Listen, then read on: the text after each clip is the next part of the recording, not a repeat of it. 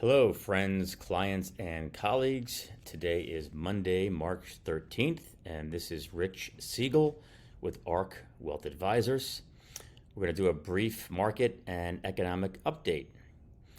Three areas we'll cover will be the bank issues going on in the news.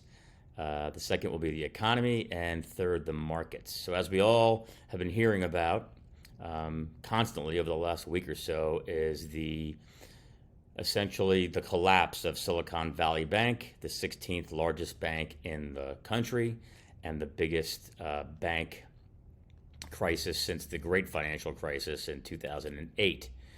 Now, this is a regional bank that has a lot of niche clients, primarily venture capital and technology startups in the California area. These clients are not at all similar to what you would see at the typical money center bank like Bank of America or Wells Fargo, where folks have their money in checking and savings accounts. These are cash raises sitting in the bank well above the FDIC insurance of $250,000 per person per institution. So some poor governance happened here. They were basically taking deposits and investing the deposits in long-term treasury bonds yielding around 1.6%. And as we all know, because of the Fed's aggressive rate hikes, 1.6% is not very attractive. So their bond portfolio has lost tremendous value, while their depositors could now put money into money markets and CDs in the 4.5%, 5% range.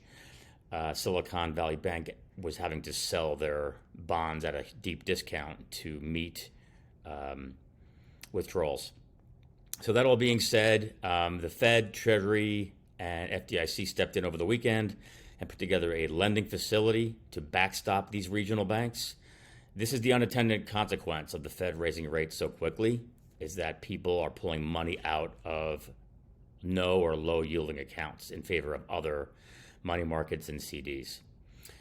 That all being said, this morning, Mohamed El-Arian, famous economist and strategist, came out and said, hey, no need to panic here. Depositors are now protected. There's no reason for anyone to worry about their money at these banks, as the FDIC, Fed, and the Treasury have all stepped up and said, your money good. So that's what we're going to have to go with here. This is nothing like what happened in the great financial crisis, where these huge money center banks were levered 25 or 30 to 1. Now there is tremendous oversight on these money center banks, think like Wells Fargo and Chase and B of A, et cetera. They have to meet very, very stringent stress tests every year for their governance, whereas these regional banks are not really part of that. All right, moving on to the economy.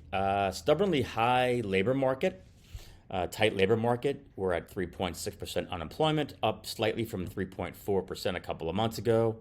The Atlanta Fed GD Now model is estimating a positive 2.6% GDP number for Q1.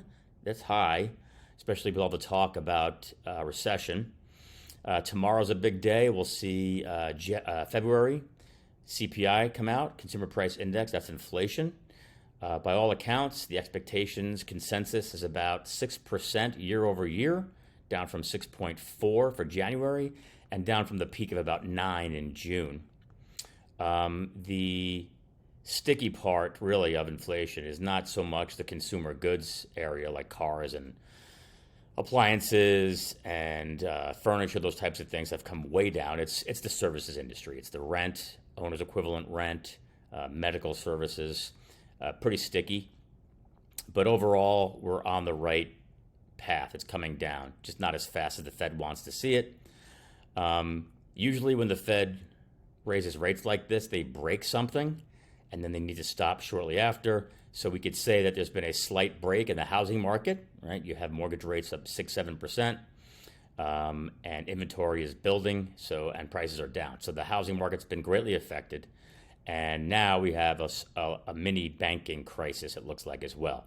So at the end of the month is the next Fed meeting. Would not be surprised to see them not pivot, but the Fed fund futures were estimating a 50 basis point increase in a couple of weeks, Would not be surprised now to see it at 0.25, or maybe even they stay flat and say, let's see what happens with the banks. But our base case scenario is a shallow recession sometime in 2023. It will not be a surprise to anybody. The market's probably already priced this in. We have made some portfolio changes, which we could talk about here. About a month ago or so, very close to the market high for 2023, we sold about 10% of client stocks and moved it into money markets, earning over 4% while we wait to see some more data.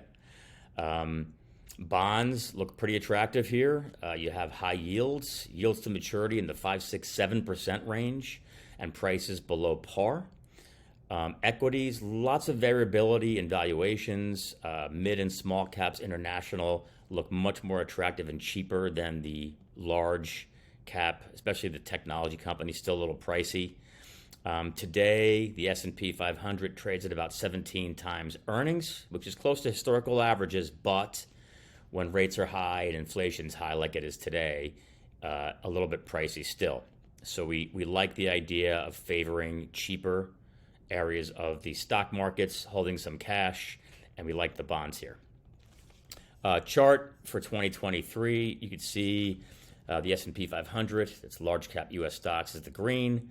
We have the blue is the U.S. bond market, and then we have foreign developed, that's mostly Europe and Japan, Australia.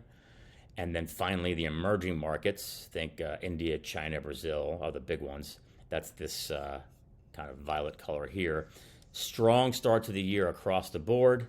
Foreign markets are the strongest. Europe had a great fourth quarter, and so far this year is the big leader.